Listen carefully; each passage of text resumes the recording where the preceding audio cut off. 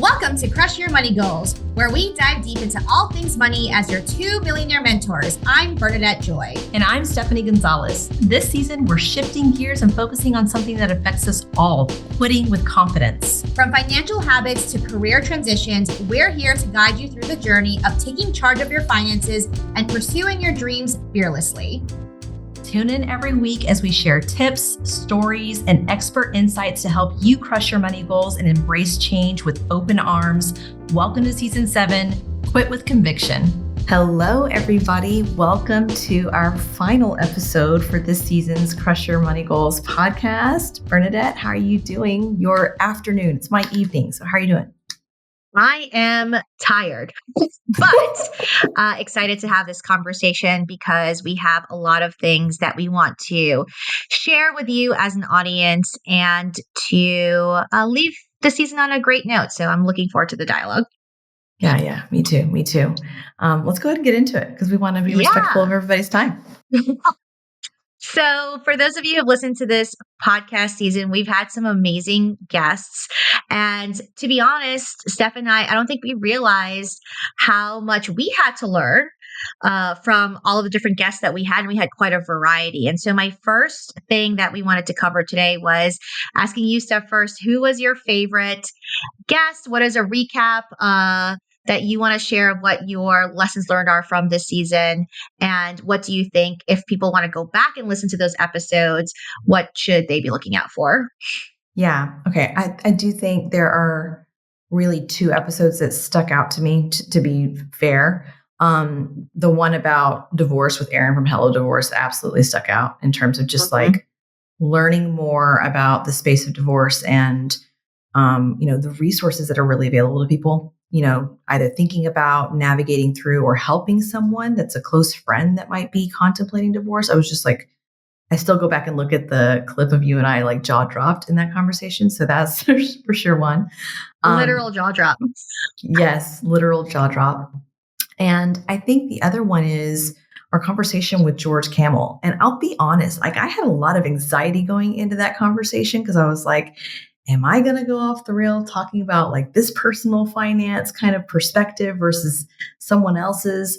But when you and I chatted about, how do we want to approach this discussion? Is this the right guest to bring on to the podcast? I was so glad that we did because he was just a really delightful person. And I get excited when I see his content come across my feed and I'm like, oh, George, he's really true to his personality to me now that I know more about him and what he's doing. I love that.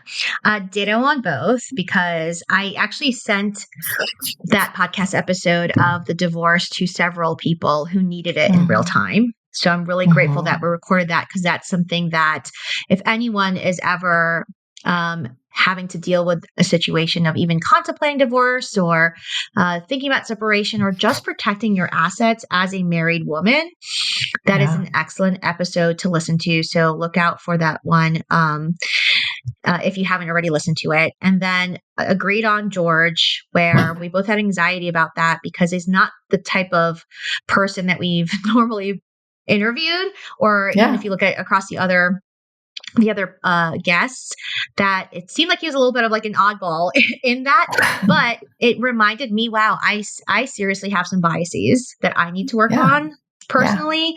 And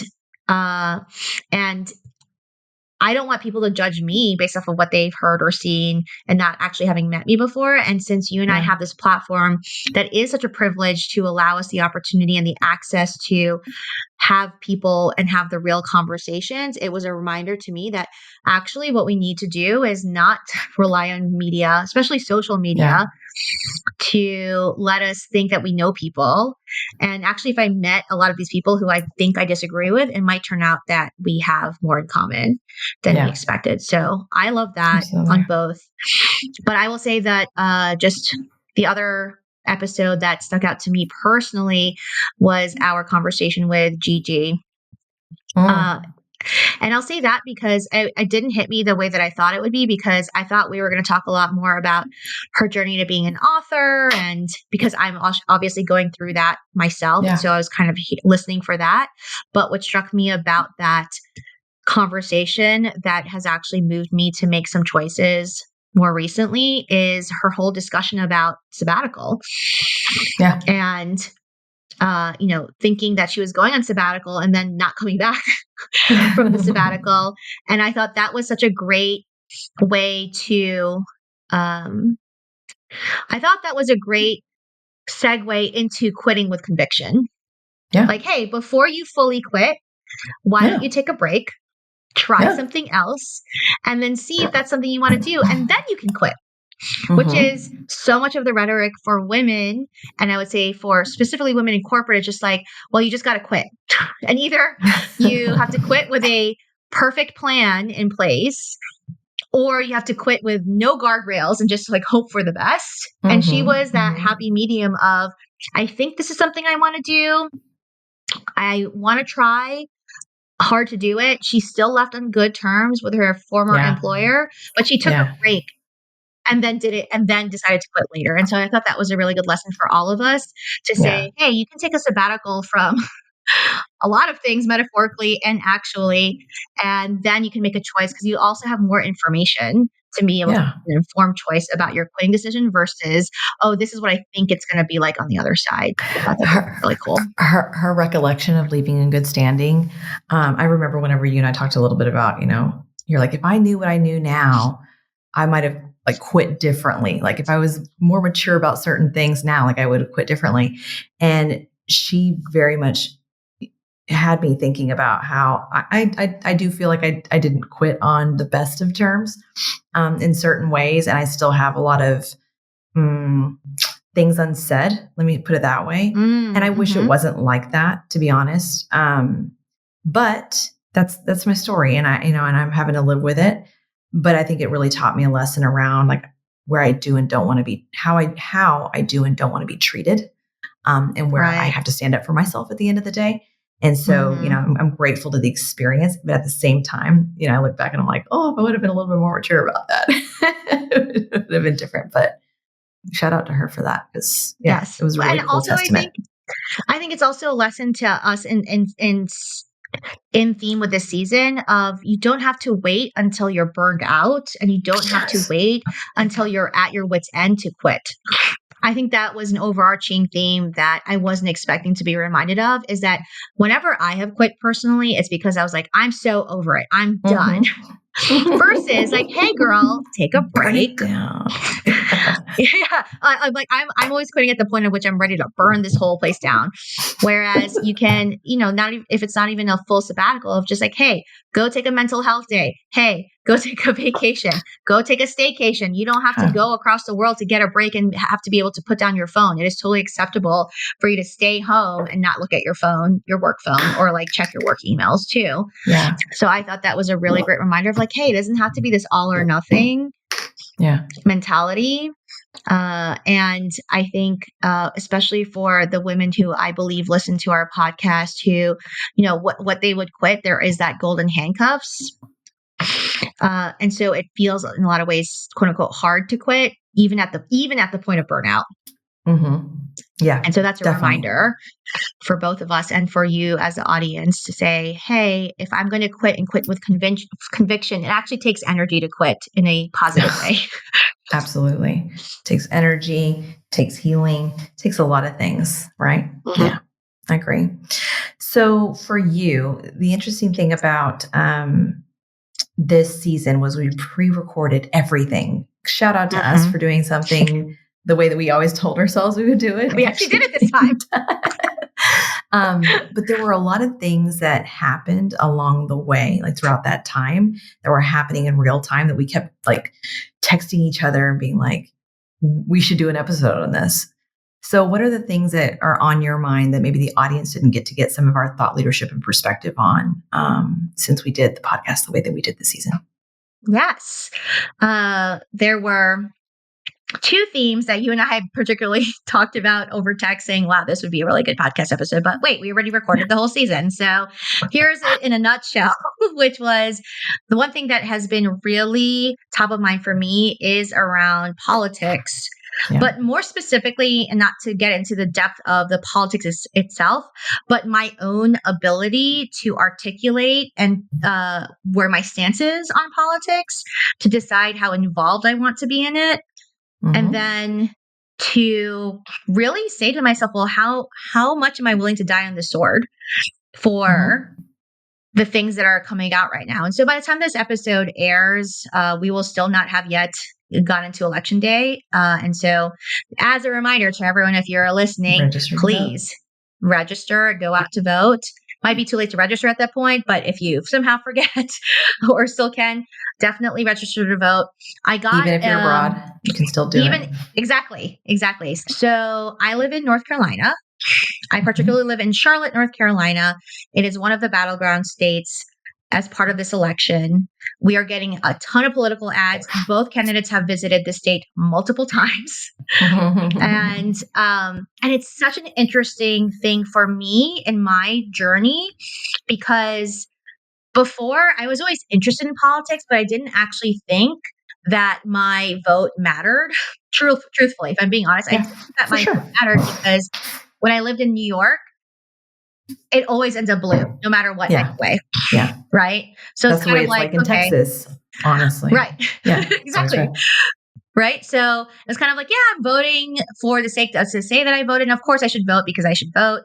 But for me in this year, in 2024, given the candidates and given the political environment, my vote actually kind of matters. Not kind of, it does matter. Like in actual terms, because Charlotte, the demographics for my city has changed so dramatically since 2020 due to the pandemic. It is one of the fastest growing cities in the US.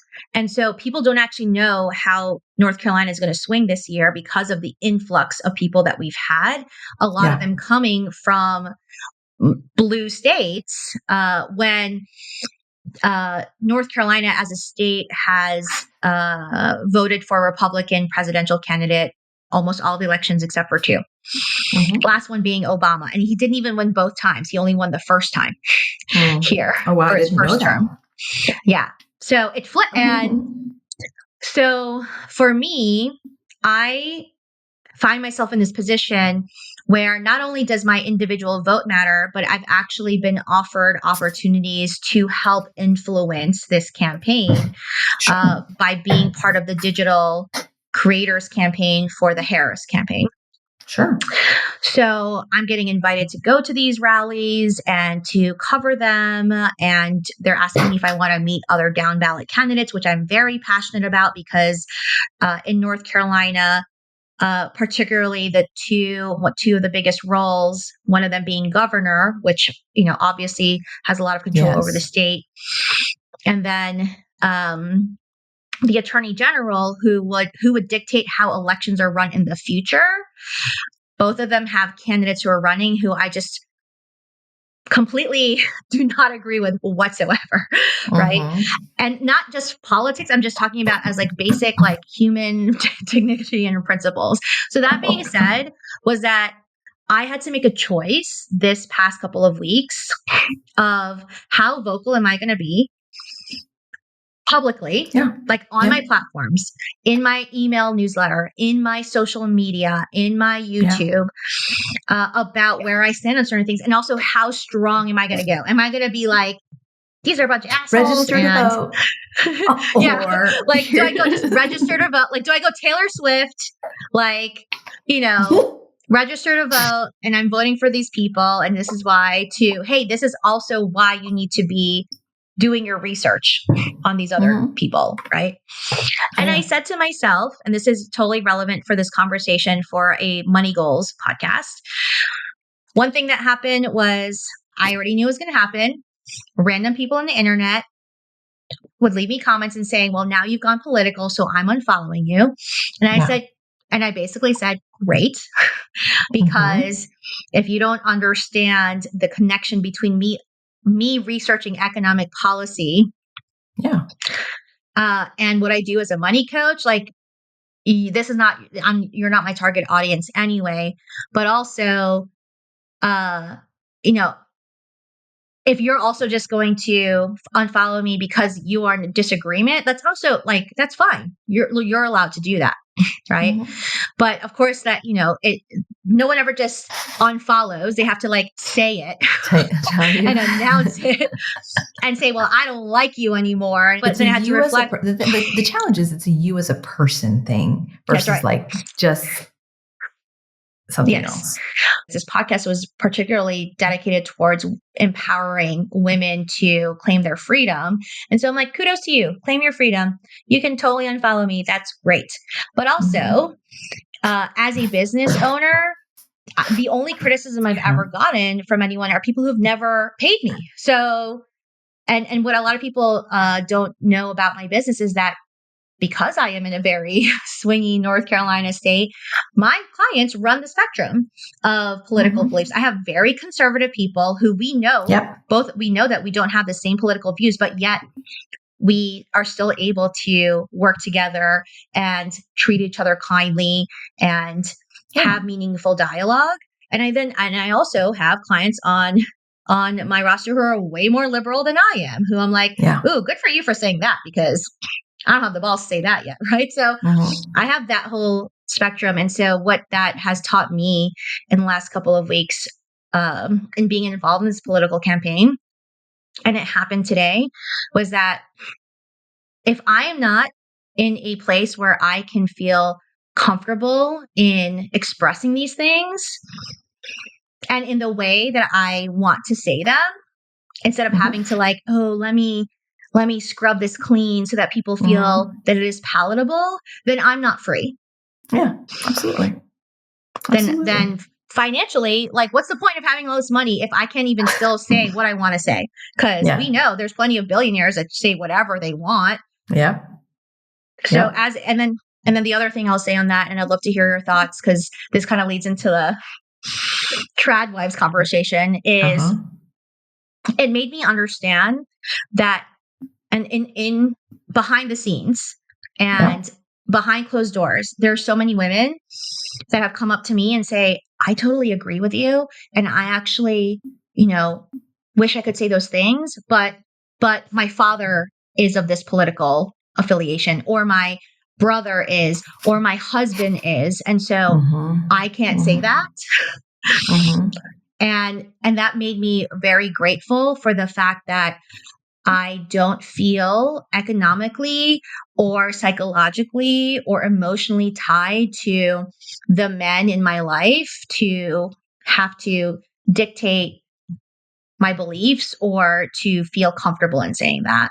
And I say this on this podcast to say, for those of you ladies who, like me and Steph, have reached a certain level of freedom, whether it is that you make a certain level of income, or that you have a certain net worth, or that you feel security in your financial status right now, think about all those women who don't have that. And so I said to myself, well, I don't want to waste this freedom. I don't want to waste this privilege that, other women can't say those things, but there's no reason other than my own fear of people judging me. So I might as well be who I am. Attention, ladies. Want to be a debt-free millionaire? I'm your co-host, Stephanie, and I'm here to help you activate your hard-earned income and achieve financial independence. For being a Crush Your Money Goals listener, I invite you to book your free personal one-on-one consultation with me today and get started on your wealth building journey. Visit www.womenswealtheffect.com/free.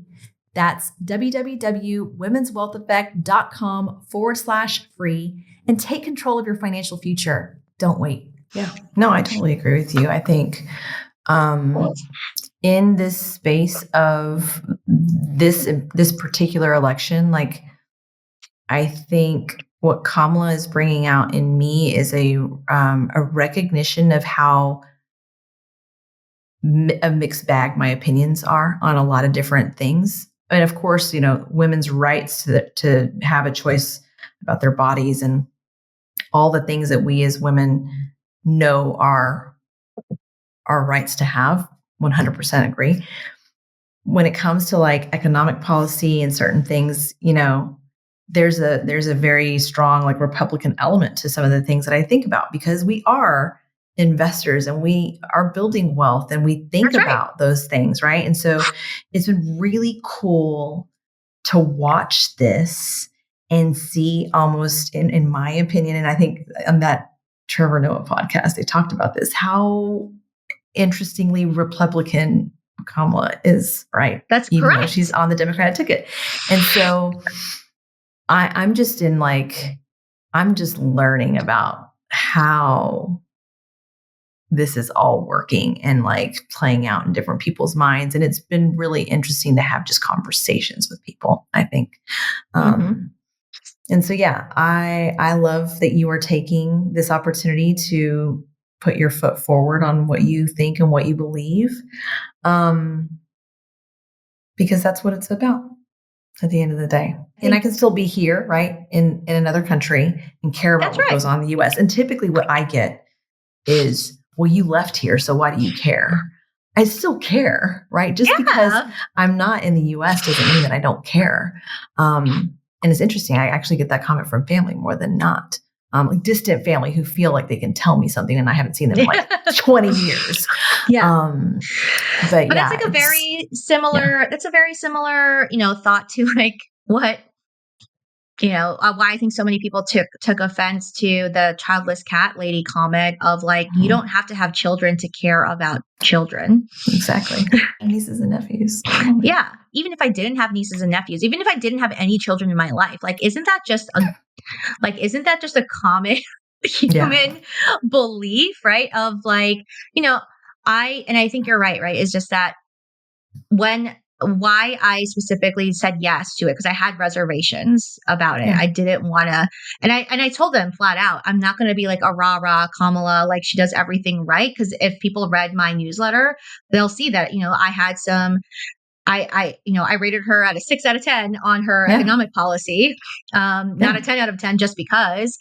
And, but, for example, she's proposing a $6,000 childcare credit. And like, for me to be like, well, I don't have kids, that's not fair. Like, to me, it's such a, immature mindset, which is like a lot of the mindset that people had about like student loans. Well, why should people get their student loans forgiven? I don't have student loans. What? I don't have kids. Like, you don't see me being like, I should keep my money because I don't have kids. Like, that doesn't make sense. But I do think what has been really so politics aside, if you're listening to this podcast, right? I think there is a certain level of respect and maturity that goes into watching someone like a Kamala being able to do what she does in this type of environment. I don't know that there's probably less than a handful of women on earth that would put themselves under this level of scrutiny and, at the simplest form of it, name calling and ridicule and bullshit. And so what has really drawn me to even just watching the campaign, whereas I think we're all past the spectacle of it. We're all past the, what's he going to say next kind of thing. It's to say, I was really, really impressed with her when I saw her in person. Yeah.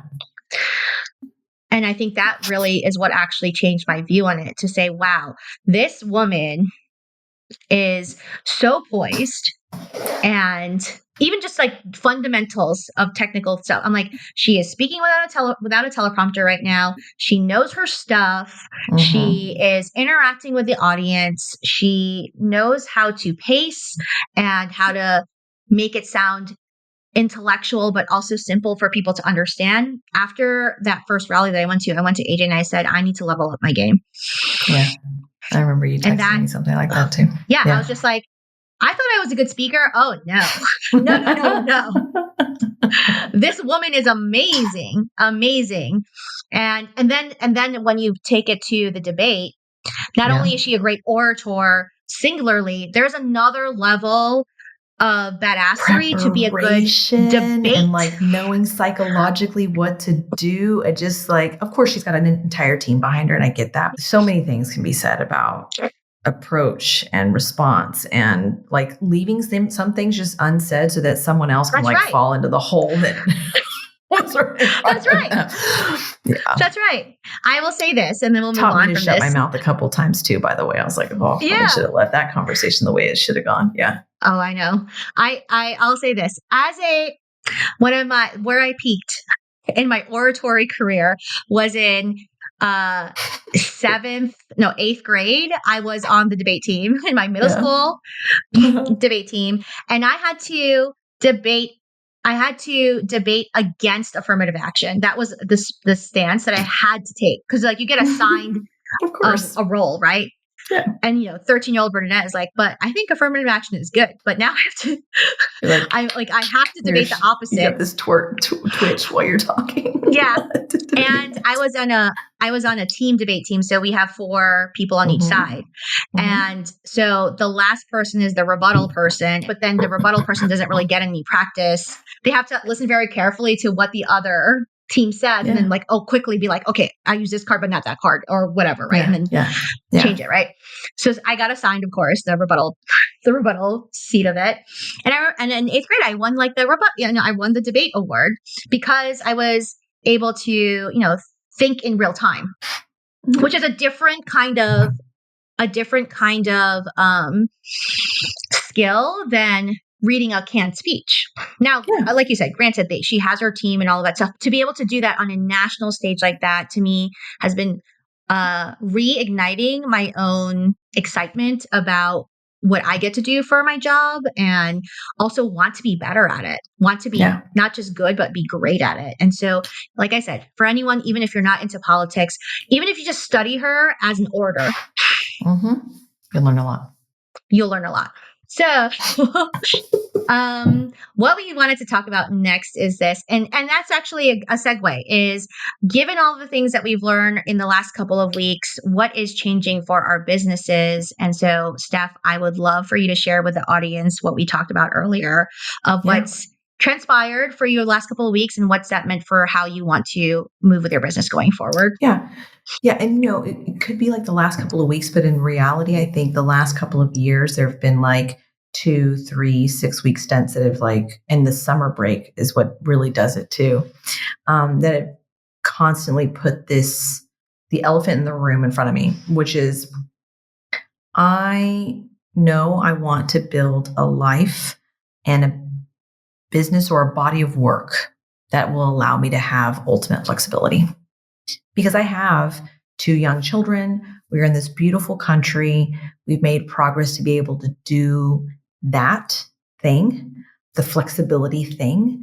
And I've just learned that I was constantly trying to build my business in this specifically service-based model that required me to be either pushing for the next round of cohort or pushing for the next thing. And it's not even about trading the time for money. It's but needing to be on almost consistently. Otherwise, you just lose all this momentum. And the social media element adds into that, right? Which it's not all bad, but I am just not in the place in my life where, number one, I want to be on like that all the time. I don't want to have to share all the details of my life like that all the time. And it's not that I'm super private, but even sharing this part, I'm like, do I need to make an announcement about this? Or can I just speak to my paid clients about what's going on, right? The people that do really care.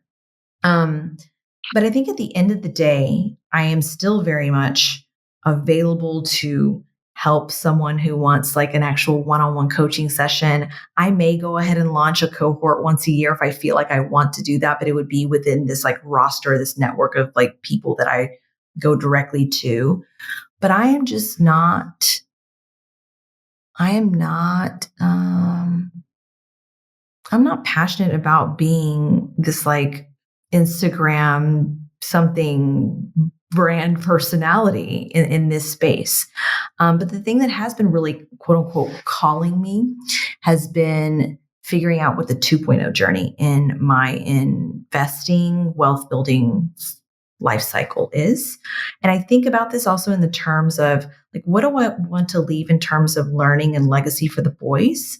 And real estate is a big part of that. especially as we continue to live internationally, right? And so, we had a rental property that we were landlords by default, but now I want to go into not real estate investing for the purpose of being a renter and like having investment properties, but I want to work alongside other women or men even, right? To create lucrative real estate opportunities that are going to give gain and return and learn what that's like. And I think the thing that's been really cool for us here is, with the work that Joe does, we get access to people and conversations in ways that we wouldn't have otherwise, or I wouldn't have even given time to. And so in these conversations with these people, this is kind of coming about. So I will focus my time, throughout the rest of this year with the Women's Wealth Investing Effect cohort that currently exists. And I will continue to help those women and a couple of my VIP clients that I have in terms of one-on-ones. But I am going to be taking more time to focus on that real estate part of our journey. And I'll leave it with this last thing is like a big thank you, because I didn't think that this podcast season would go the way that it did in terms of like my involvement towards the end, because I had a big family emergency that took me out of Portugal back in the US, needing to take care of 5 kids under the age of 7 and like literally just dropping everything. Oh, by the way, we got COVID before we left. And then my grandma passed away at the end of all of that. And so the last 2 months have been like flipped upside down, but it was a big lesson of like, I was really out of social media for a long time. I didn't even have my phone on me. And so it gave me time to think, and it gave me time to just have some deeper conversations with Joe about what does this look like? What does this mean? What do you want to do that's going to excite you? And I love to learn. I love being challenged, right? So I'm going to sit on my butt and do nothing. So yeah, that's going to be the shift. Ta-da! If you like this content, please go ahead and check out my latest project. It's the Crush Your Money Goals book, and it will be available for purchase December. But now you can get it for pre-order, and you can learn the 25 money habits that will help you save, invest, and plan for financial freedom the same way that I did and was able to retire by 40. Check it out at crushyourmoneygoals.com. I'm excited for you for that, because it's brave. It's not starting over per se, but a lot of people would have this, oh, but you've already built such a following and you're so good at it. And, there'd be a lot of sunk cost fallacy into it, right? To say, oh, well, I built this thing, and so I should just keep it running. And so I love that for you. But also, as someone who's been coaching for 5 years now, you know what? Great job on the idea of, trying to figure out something that is less service based. And it's not that I don't love my clients, but to your point, my vacation schedule, my dance schedule, like all of the things that I actually really want to do moving forward, it does revolve around my client schedule. And even though I've said multiple times that I work 20 hours a week and I try to do my best to stick to that or whatever, it's still very much a service-based business. So I myself am going to go through that transition as well in the next couple of months, of where I can still serve people, but it doesn't have to be me being on all the time. I think that's what really resonated with what you said to me, is just that I think I will always be in some kind of like client service capacity, because I really do enjoy the clients. The clients, but specifically, and this sounds terrible to say, but this is the truth, is I've said this to my clients and they know it. People are like, wow, like you really care about people. And yes, I do.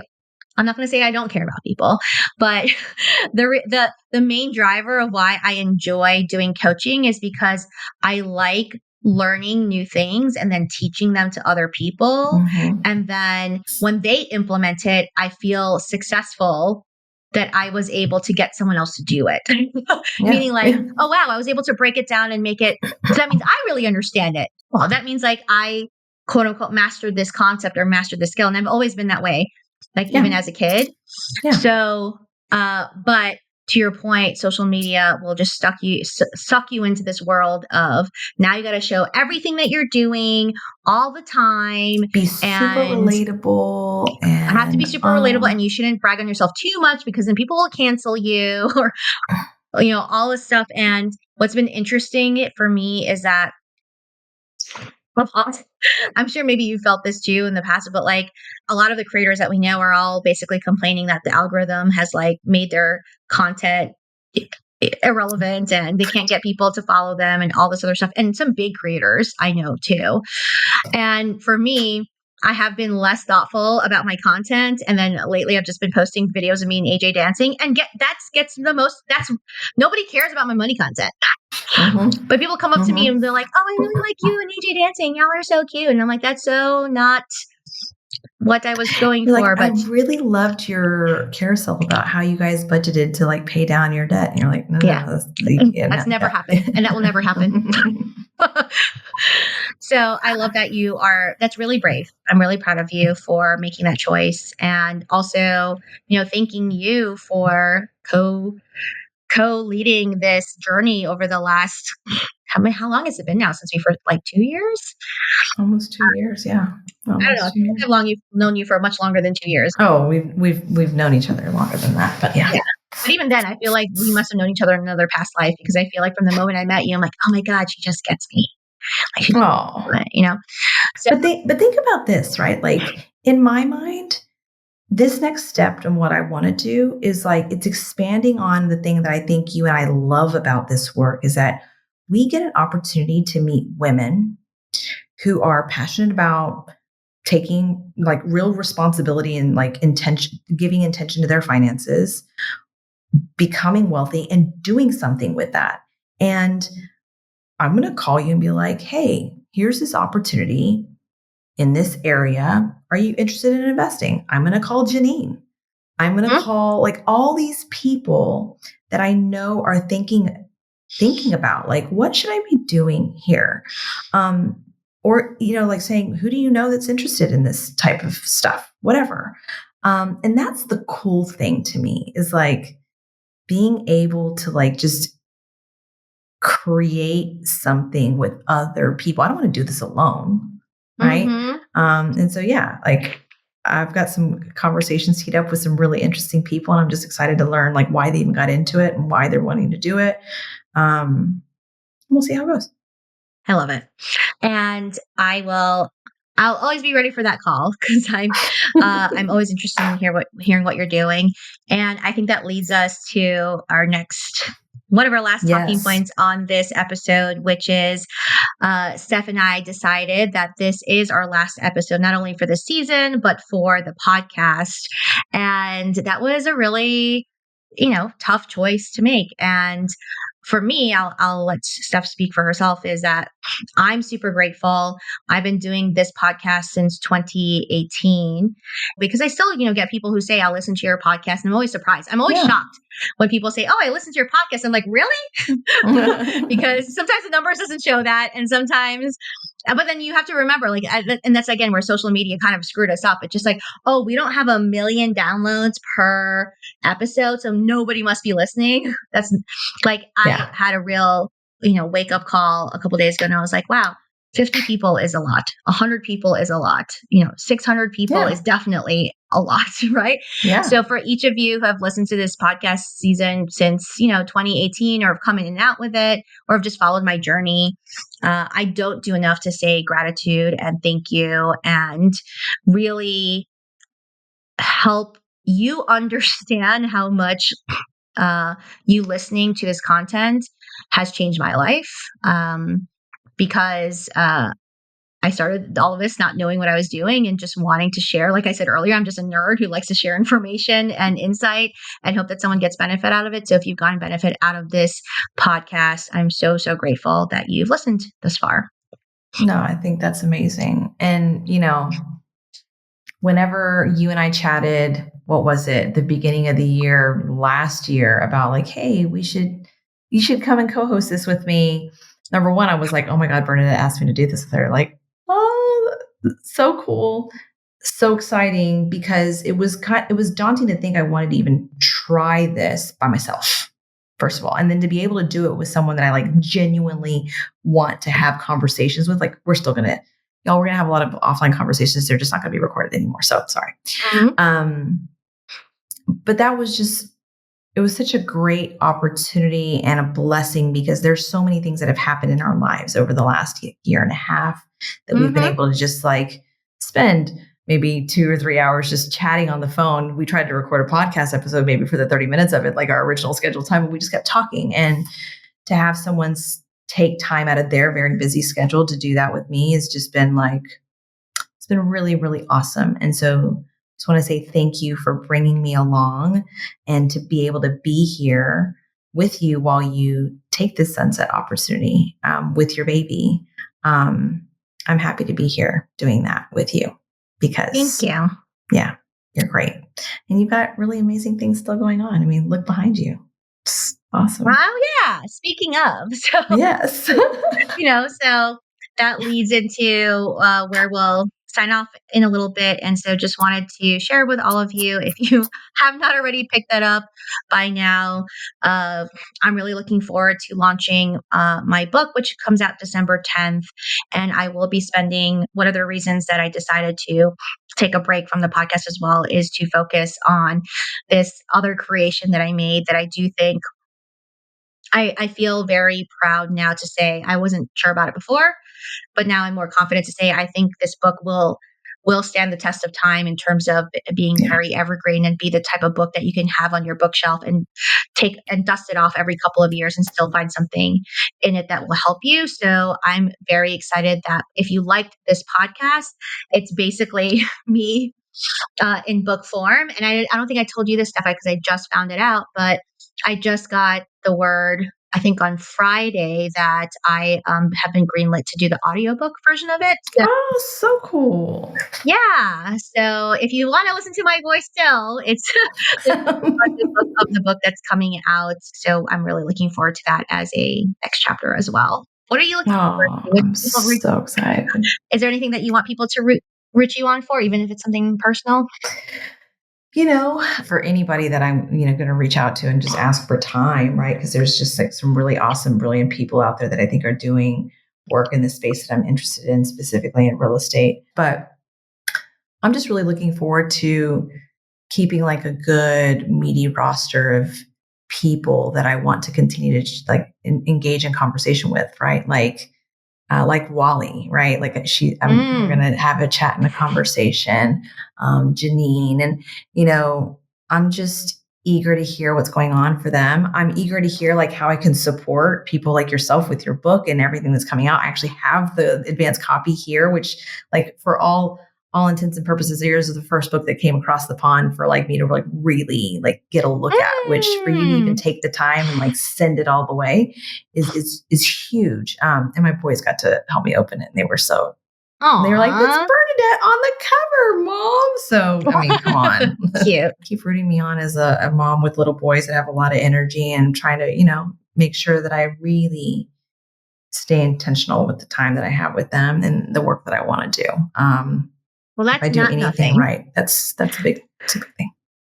I will just chime in to say, as someone who's gotten to know you over the last couple of years, that is a big thing. Like that to me, you getting to raise those two very adorable, cute little humans. You just told me your story earlier of like how Ollie just wants to follow Ben around, like the most adorable little people I've seen. I think that is harder than me doing a book to raise two humans and be present and to make sure that you are living a life that's aligned to what you want them to witness. And I think a lot of women who are listening to this podcast can relate to that. So for all of you ladies, including Steph, who keeps downplaying, I'm not doing anything or nothing that's a shebang, like that is a big deal. And it doesn't always have to be something that's like, a big project or whatever it is. We are allowed to root each other on for just making it through a Tuesday. Because I'll be honest, today, like we're recording today on a Tuesday. I was like, I didn't think I was going to make it today. So, the fact that, and that's just me with no kids and no pets and no plants because I killed them all. Right. So I'm very proud of you for saying that.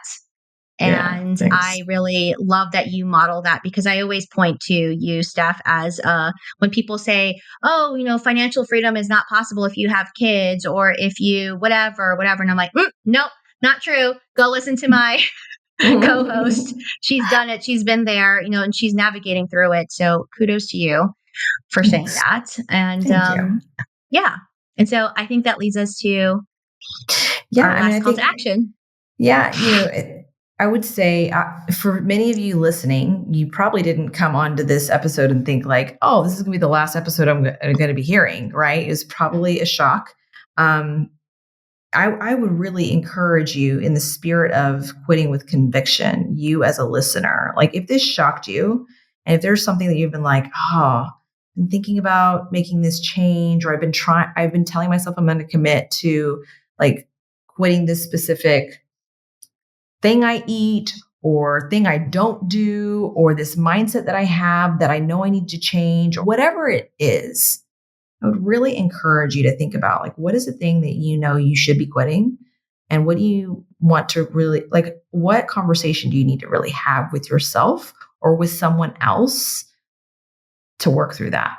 Because, like you said at the beginning of the episode, Bernadette, quitting isn't an all or nothing thing. But you got to give yourself the chance to like make some space or create this environment where you can think through, what does quitting that thing mean? You don't have to just keep going. Quitting can be quite liberating, quite frankly, and give you some time and space to do something that might be more right for you than you would give yourself credit. Love that. So, as she said, for those of you who are listening, thank you so much for not quitting us up until this point and then not letting us quit on you, I guess, in some regard. But Steph and I still plan to be involved in different ways on how we want to show up for you. And so I hope that you'll cheer us both on. And I am super grateful, as I said before, for taking your time and energy and the space to listen to this platform. If you haven't already, please leave us a review. We would love to hear from you on things that you learned from this podcast.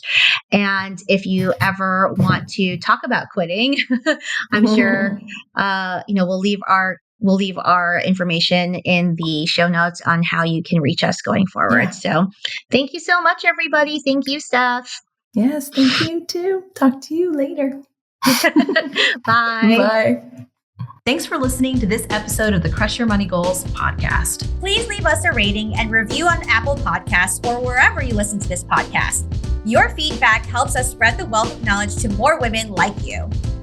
And if you'd like to work with me to help you answer the important question, if I'm on track to retire, be sure to snag my free financial independence planner at womenswealtheffect.com/planner. And if you'd like to work with me to kickstart your financial freedom plan, you can grab the Cha-Ching checklist, my free guide at crushyourmoneygoals.com/free guide. See you next time.